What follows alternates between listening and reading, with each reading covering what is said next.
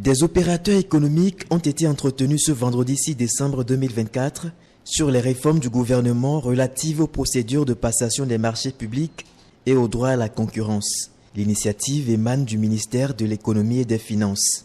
Les principales innovations en faveur du secteur privé portées par le Code des marchés publics au Bénin ont été présentées par Ludovic Guedje, secrétaire permanent de l'autorité de régulation des marchés publics. Déjà à partir de 2019, l'idée était qu'il fallait rendre gratuit la mise à disposition des dossiers d'appel à concurrence, quel que soit le montant du marché.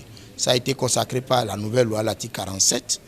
Les garanties qui amenaient les entreprises à aller vers les banques avant de soumissionner, ces garanties de soumission qui visaient en fait à décourager toute initiative de désister des marchés publics alors qu'on n'a pas de raison valable pour commencer par participer et se retirer. Alors le gouvernement a décidé qu'avec cette loi, on puisse permettre à ce que les entreprises, surtout les micro, petites et moyennes entreprises, puissent déposer juste une déclaration. Je vais m'engager à rester et c'est fini, il n'y a plus un copec à dépenser. Donc un risque pour l'État, mais pour motiver et accompagner les entreprises pour que le climat des affaires leur soit plus favorable. En ce qui concerne l'exécution des contrats, des garanties ont été données aux entreprises.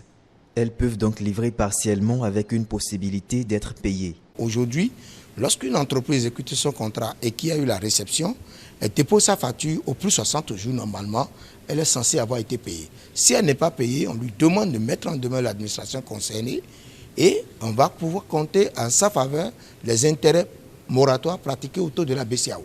Cela suppose que autant l'État punit les entreprises en leur imposant les pénalités de retard lorsqu'elles ne respectent pas les délais d'exécution, autant l'État aussi accepte d'être puni en payant des intérêts moratoires pour compenser lorsque l'entreprise exécute et que l'État ne la paye pas. À sa suite, Bernard Ehon, directeur de la concurrence au ministère de l'Industrie et du Commerce, a présenté les réformes dans le secteur de la concurrence au Bénin. Il faut rappeler qu'il existe depuis 2016 un cadre réglementaire de la concurrence. C'est à travers la loi numéro 2016-25 du 4 novembre 2016 portant organisation de la concurrence en République du Bénin. Cette loi distingue les pratiques anticoncurrentielles des actes de concurrence déloyale.